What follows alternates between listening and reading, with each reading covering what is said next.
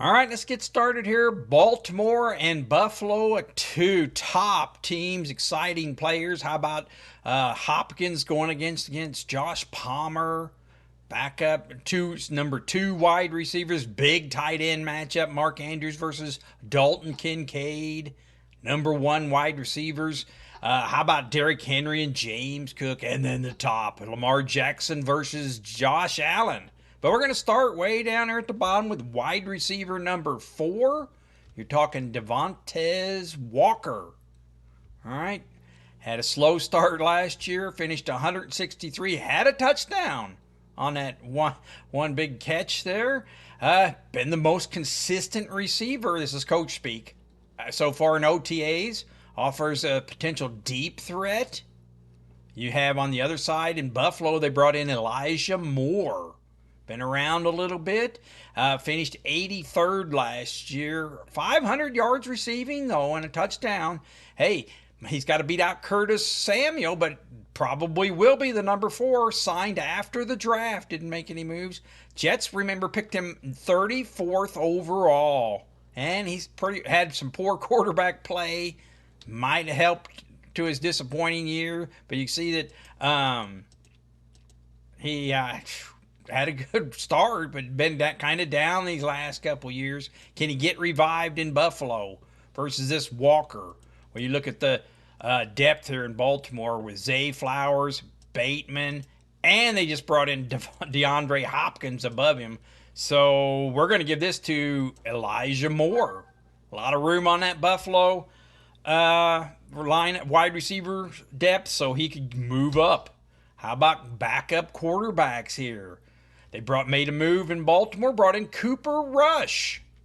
Finished 34th overall last year, 1,800 yards. Hey, appeared in 38 games as a 9-5 in his 14 starts, so kind of a winning record in his starts.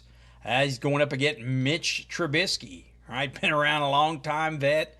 Finished 57th, didn't really get in the game much. 179 yards, 2 touchdown passes though. Could they cut Trubisky? Right? He carries a 3.25, and they have Mike White. Seems to have a solid preseason to beat out Trubisky, but they could save a little money. He's in his final year of his contract. Cooper Rush is kind of strange, though. You can see here he had only 18 yards rushing. Right? 98% of that yardage came from passing, or his points.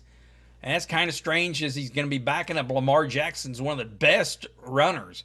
So you wonder if that's going to change the offense around if they do anything. But anyway, well, boy, I guess I'll go with, this is a tough one. I don't like either of them, really. I guess since Cooper Rush is new, I'd go with him. They just brought him in, and there is a possibility they move on from Trubisky because of that contract. Not paying him much, but hey, they can save money, and he doesn't play anyway. So, all right, moving on. We're to running back 3. That's Keaton Mitchell. Been a big disappointment up till now.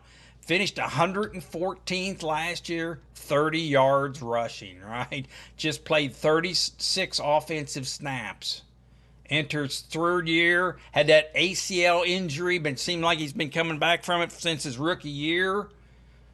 He's going up against Ty Johnson, who has been doing some stuff. Finished 50th overall, 4-point a game, and always number 3. And they just re-signed him too. That's a big tell. If they want him back in, change of pace, dual threat running back. So he comes back. Well, there's always the promise of this Keaton Mitchell, but no, I ain't giving him the points. I'm giving it to Ty Johnson. Ty Johnson, you can see here, look at his fantasy average. Actually, he's doing something. He's got a long hold up ahead of him, but if something happens to this James Cook, well, then it's a battle between Ray Davis and Ty Johnson to see who's going to get that spot. And James Cook's not a happy camper, right? So we're going with Ty Johnson. This Keaton Mitchell, we just keep waiting and waiting and waiting, never shows up. All right, moving on. How about running back number 2, right? This is going to be a close one. Justice Hill. Justice Hill, 43rd overall, 5.6 a game. That's on top of Derrick Henry's big year, right? Hey, he's coming off his best season, 4.9 yards a carry. on just 47 attempts. Derrick Henry didn't leave him much room. This is up against Ray Davis. Ray Davis was a rookie last year, finished 35th overall, 5.8, 3 touchdowns. But hey, when Cook was out week 6 because of that turf toe, Davis had 152 yards from scrimmage.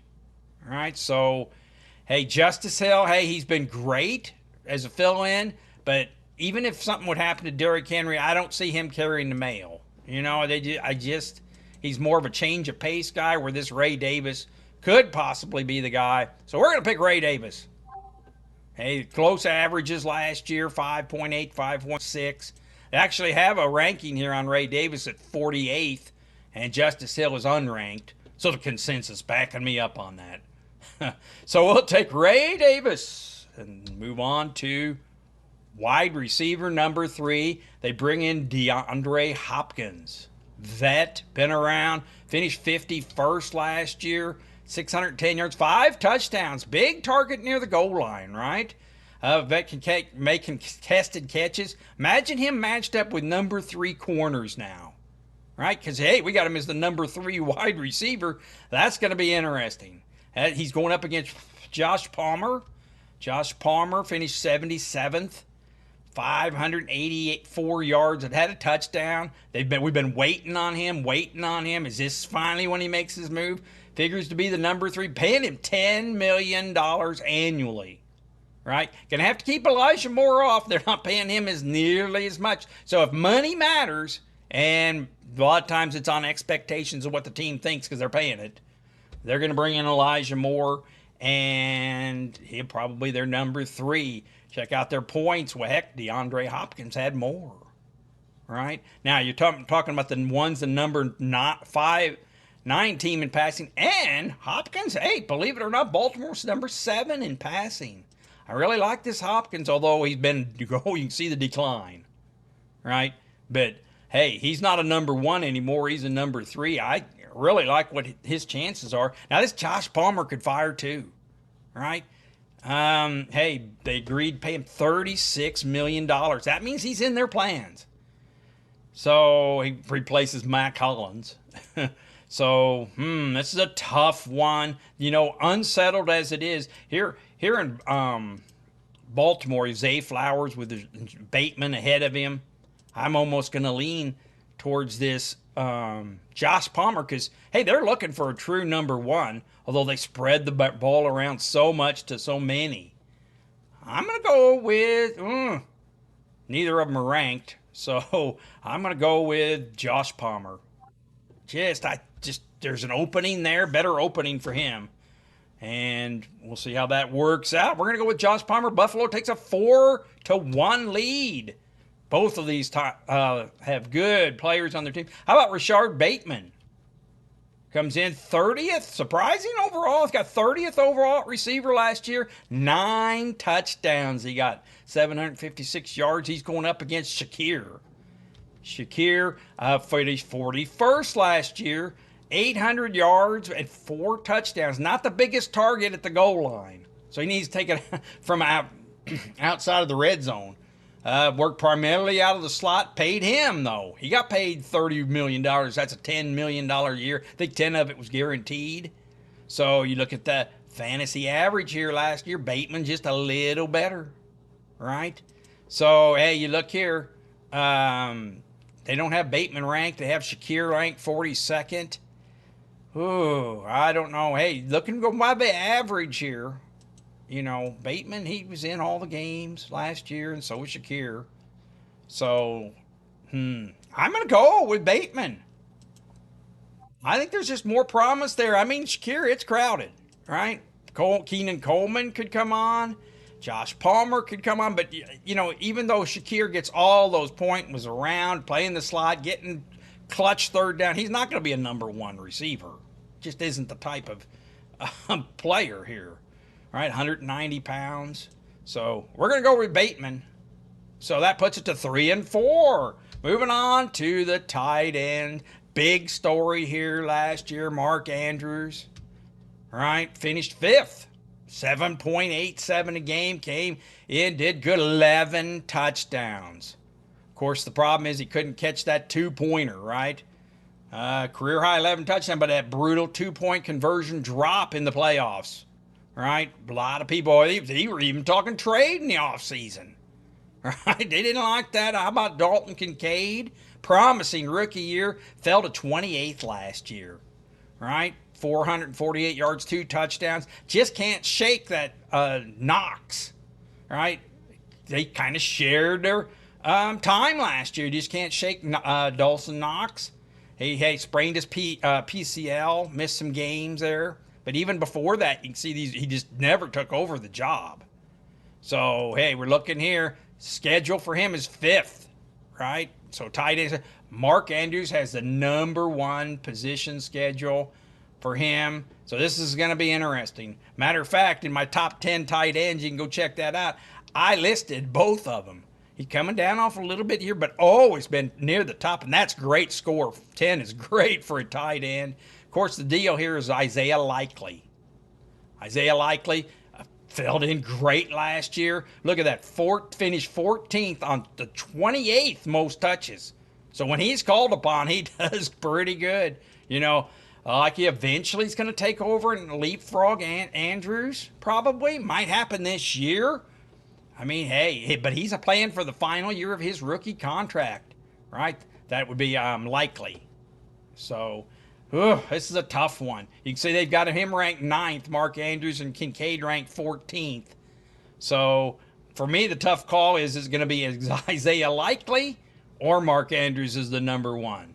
So, but we're going to go with Mark Andrews over Dalton Kincaid. And it puts us to a 6-4. Baltimore takes the lead. Moving on to wide receiver. This is wide receiver number 1. Zay Flowers. Comes in, finished 26th, 30th ranking. And 47th ranking for Keenan Coleman. We got a couple number 1s here that for the league aren't top wide receivers. But on their teams they are. Zay Flowers finished 26th overall, like we said. 1,000 yards. 4 touchdowns, not the biggest target at the goal line, so the touchdowns kind of count, keep him back a little bit. Hey, they use him in a variety of ways, and offensive coordinator Monkman's, we just got to get the ball to him even more. That's a recent comment. You know, hey, promising to do it is one thing. How about Keenan Coleman? Rookie year coming in, finished 63rd, 6 points a game, 504 touchdowns. First 9 games of his career, he led them in snaps as a rookie. So just he's going to get the time, right? Check out their average. Woo. You got one getting 7.9 and 1.3. But hey, Keenan Coleman, even though he's only ranked 42nd or 47th, it looks like, hey, he has the chance to move on to take that number 1. Although they brought in Josh Palmer and they're going to challenge. You know, Shakir is more of going to be a number 2 wide receiver for his career. He's just not going to be he's a slot guy, third down, but you know, they looking for a number 1 here, and you could be Coleman or Josh Palmer. So the risk reward ratio here, Keenan Coleman is going to be the better risk reward, but as far as fantasy, you can see they've got him ranked 30th. Zay Flowers, so Zay Flowers gets the pick. See how he does this year. You know, he was around all year last year. Look at that, just around, but you know, the 2 tight ends there we talked about, Mark Andrews and Isaiah Likely, are going to demand some touches too. And Rashard Bateman's coming on, brought in a competent DeAndre Hopkins. That 30th rank, you may think, oh, we have to finish. That's probably about where he should be, you know, coming off 1,000 yards. But anyway, we picked Zay Flowers. That gives Baltimore a 9-4 lead. Moving on to running back. All right, Derrick Henry. Finished 2nd overall last year, 18 points a game. Surprised a lot of people. Didn't surprise Fantasy AI. I was on him. 1,900 yards. Keeps on ticking. Is he another Marcus Allen? Just keeps playing forever. Age, mileage suggests that Henry is a risky bet. Of course, he was a risky bet last year when they didn't take him. So how about James Cook? James Cook finished 7th overall, 14 points a game, 16 touchdowns. There's got to be some regression in that. He's been wanting more money, but he's been full attendance in mandatory minicamp. held out of voluntary, but he's been here for mandatory. You look at those fantasy averages, woo, 18 points a game for Derrick Henry. Now you look at these 16 touchdowns and 2 touchdowns receiving. You know, boy, and that's with Josh Allen stealing 12 of them. All right? So, boy, you just don't know if he's going to get that many touchdowns again. And that Derrick Henry, look at that, 18 points game. Schedule, though, 29th schedule this year for Derrick Henry. Now, we don't like that position schedule, and there's some risks there. So you can see he finished second last year. They moved him down to 6th in the rankings, consensus rankings. And James Cook here finished 7th last year. They got him down to 13th, kind of probably on that bad. And hey, everyone knows he ain't going to get these 18 touchdowns. If one of them's going to get 18 touchdowns, you're making a bet that it's going to be Derrick Henry. You're not going to bet that James Cook can repeat 18 touchdowns, right? So, hey, we're going to go with Derrick Henry, right? Derrick Henry, hey, just Baltimore up 12-4, and Buffalo's got a good team. We'll move on to quarterback, right? Lamar Jackson, surprised last year. Well, not really surprised, but surprised that he finished first. Been lingering in the top 5 all the time, but never finished this not top first for a while. It's been a few years. 21 points a game, right? 4,000 yards, 41 touchdown passes is impressive. Yeah, you don't just say, hey, Lamar Jackson's a running quarterback. No, 41 touchdown passes. We said that they were the number 7 team in passing. He's going up against Josh Allen, Superman Josh Allen. Finished second, down 19 points a game. 28 touchdowns passing himself, 3,700 yards. Number 2 finish was a down year, we're saying here. It really was. You look at the averages here. You can see, yeah, even though it's down year, finished number 2 in fantasy. But you can see he was off just a little bit of what he'd been doing the last couple years, 4 years previous, where he's been number 1 for 4 years. So a little bit regression there. Does he get that back this year? Hey, what's great about both of these guys, they're hungry for that Super Bowl. Both of them, right? And, of course, Lamar Jackson, we go to his yearly. You see, he had a peak year last year. And the 3 years previously, he was a little bit below Josh Allen and that. So, hey, you know, they're both looking at, one's looking at the 20th schedule, 24th, but they're both going to be 2 of the top teams. Hey, you know, if you take it over a 5-year period, I'm going to go with Josh Allen. Just does everything. But Baltimore stays with the lead. They win at 12-8. All right, 12-8. Baltimore has a strong fantasy lineup. And so does Buffalo, but hey, you're going up against Baltimore. This should be one of the best first week matchups to watch. All right, hey, give me a thumbs up, give me a like, subscribe. It really helps the channel. If you made it this far, give me a like, please. And let's take a look at this.